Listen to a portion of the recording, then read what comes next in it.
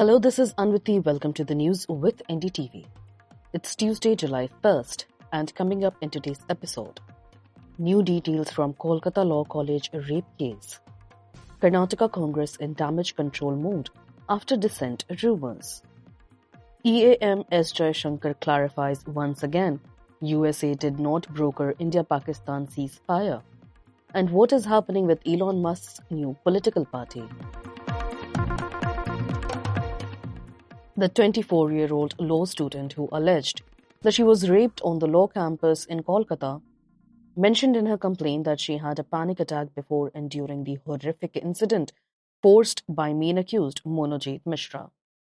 He asked the co-accused to bring her an inhaler, which brought her some relief to the survivor's panic attack. Subsequently, the survivor attempted to escape, but her efforts were to no avail, given the locked main gate and the guards' failure to help. She was then dragged to another room and Mishra allegedly raped her as co-accused Zeb Ahmed and Pramit Mukhopadhyay recorded the act. The victim, when describing the horror, said in her complaint that on June 25th, she was on campus with the others for a political meeting. When she was about to leave, Monojit asked her to stay back and later to have sex with him. Quote, I denied and fought back by not letting him do anything and I pushed him back. I continuously cried and asked him to let me go, unquote, she said in her complaint, adding that she told Monojit that she had a boyfriend and she loved him. Monojit unswayed and continued to force her, resulting in the victim having a panic attack. She asked them to take her to Ruby General Hospital or at least get her the inhaler. M bought it, M being Zeb, she said, quote, I took it and felt better and I packed my things and went outside to escape and saw they had locked the main gate and the guard was just there, he did not help, unquote. She said that the co-accused, Zab and Pranit, took her to the union room where she begged Monojit to stop even touching his feet in desperation. Monojit asked the co-accused to take her to the guard room and lock the door with the guard outside, a fact established in the CCTV footage. Monojit crossed all human boundaries when he showed the victim her naked pictures to blackmail her while he raped her. At one point, she wrote she suffered an injury to her head, but the assault continued. Quote, I was fighting for my life. He also tried to hit me with a hockey stick. I just let myself be like a dead body, unquote. Monojit threatened her to stay quiet after the assault, she said. She then left the college, called up her father and asked him to pick her up. The survivor's statement has been corroborated by the CCTV footage that shows the accused dragging her to the crime scene, in direct contradiction to the statement given by Monojit, where he claimed they had consensual sex. Local media have also tracked down the medicine store where Zab bought the inhaler. The store staff confirmed that he came and brought an inhaler during the time the survivor mentioned in her complaint. Monojit has a history of harassing women on campus. Several women have come out on the account of anonymity to share their ordeals where they have faced harassment and assault at the hands of Monojit, who has been able to stay clear of any consequences so far due to his very strong political connections. He has been working for the Trinamool Youth Wing. Congress is closely monitoring developments in Karnataka while prioritizing governance, it seems. Sources say while there is no prospect of immediate replacement of Chief Minister Siddaramaiah, there is a possibility of changes in the state party unit and cabinet reshuffling. Deputy Chief Minister D.K. Shivakumar opposes the idea of cabinet reshuffling as it would firmly place Siddaramaiah as the Chief Minister for the rest of his tenure, sources have confirmed.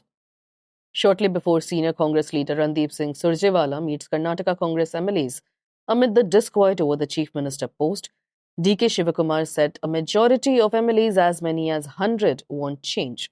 The MLA warned that the Congress may not retain power in 2028 state polls if the Chief Minister is not changed now.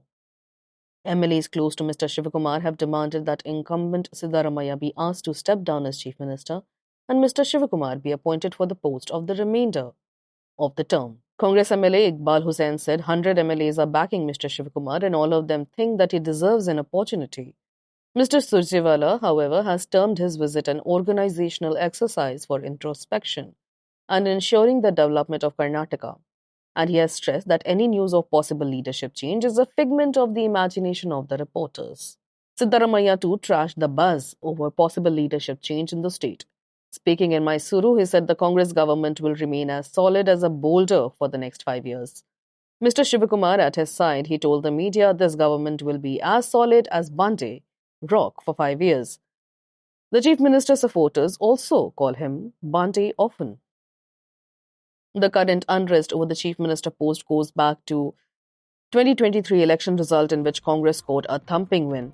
At the time, Mr. Shivakumar was considered a strong contender for the post for his role in the Congress win. Eventually, the Congress leadership managed to convince him to settle down for the Deputy Chief Minister and State Party chief posts. Some reports had then claimed that an agreement of rotation chief ministership had been reached, but this was never confirmed.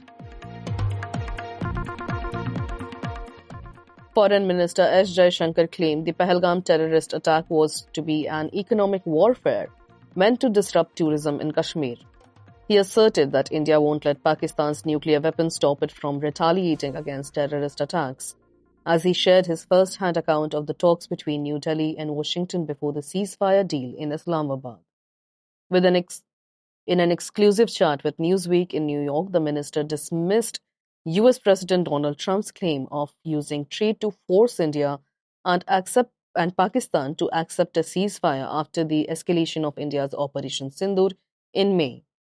He revealed that he was with Prime Minister Narendra Modi when US Vice President J.D. Vance spoke to him by phone, and there was no linking of trade and ceasefire as far as India was concerned. Quote, I can tell you that I was in the room when Vice President Vance spoke to the Prime Minister on the night of May 9th, saying that the Pakistanis would launch a very massive assault on India. We did not accept certain things. The Prime Minister was impervious to what the Pakistanis were threatening to do, unquote, Mr. Jaishankar said. He added while giving the chronology of interactions that, on the contrary, Prime Minister Modi indicated that there would be a response from us. Mr. Jaishankar noted that on the night of May 9, the Pakistanis did attack India massively, but he added that Indian forces responded very quickly. The Foreign Minister and the US Secretary of State were in contact the following morning with Marco Rubio, telling him that Pakistanis were ready to talk. Later that afternoon, Pakistan's Director General of Military Operations, Major General Kashif Abdullah, directly called his Indian counterpart, Lieutenant General Rajiv Ghai, to ask for a ceasefire. Quote, so I can tell you from my personal experience what happened, Mr. Jaishankar said while speaking at a fireside chat with Newsweek CEO Dave Pragad.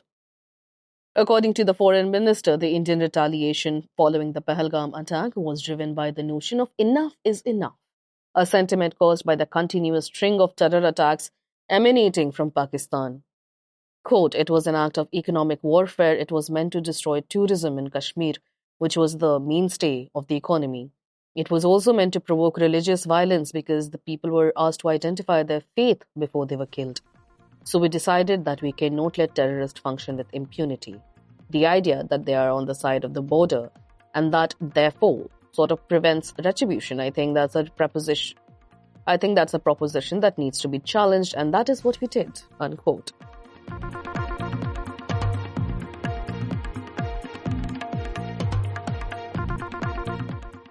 India launched Operation Sindoor against terrorist bases in Pakistan in retaliation for Pahalgam terror attack by the Resistance Front, an outfit linked to Pakistan-supported Lashkar-e-Taiba. India has stayed firm in its denial of US interference in the Pahalgam attack, in the ceasefire following Pahalgam attack and Operation Sindoor. However, US President Donald Trump has on more than one occasion credited himself with the achievement of the ceasefire.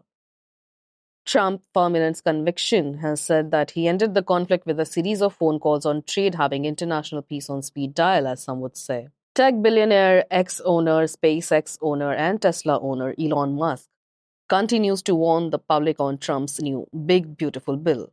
Both of the billionaires, Musk and Trump, differing stances on this bill caused a rupture that the netizens called the Big Beautiful Breakup, marking an end to the duo's long-standing bromance. Trump threatened to unseat the lawmakers who supported the popular package, which is expected to slash welfare social programs and add an eye-watering $3 trillion to the national debt. Quote, every member of Congress who campaigned on reducing government spending and then immediately voted for the biggest debt increase in history should hang their head in shame, and they will lose their primary next year if it is the last thing I do on this earth, unquote, wrote Musk on X, Trump's financial advisor and Doge chief, until May. He also threatened to launch a new party, the American Party, which would serve as an alternative to the Democratic Republic Party, which, according to him, would give the American people a voice that surely is their own. President Trump wants the One Big Beautiful Bill to extend his expiring first-term tax cuts at $4.5 trillion, boosting military spending, and fund his plans for unprecedented mass deportations and border security.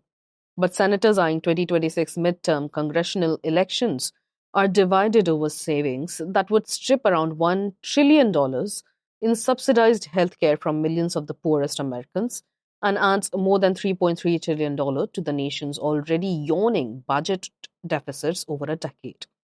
The Republicans are aiming to have the package in the Oval Office by the time Independence Day festivities begin on Friday. In America's Independence Day is July 4th.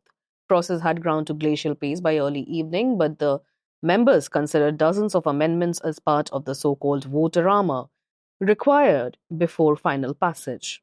They managed to complete the only 14 votes in the first 7 hours. But given Trump's iron grip on the party, it is expected what he wants in the Senate, where Republicans hold a razor-tight majority, is what he'll get. All Democrats in the chamber are expected to vote nay. The passing of the bill will be a huge win for the Republican leader, who has been criticized for imposing many of his priorities through executive orders that sidestep scrutiny of Congress. But approval by Senate is only half the battle, as the 940-page text will have to pass a separate vote in the House of Representatives, where several rebels in the slim Republican majority are threatening to oppose it. That's all for today. You were listening to the news with NDTV, your daily newspaper and TV bulletin wrapped in a compact podcast. If you want to catch up with the day's events in a hurry, do remember to subscribe to the News with NDTV on Apple, Spotify and the NDTV News app. This is your host Anviti, signing off.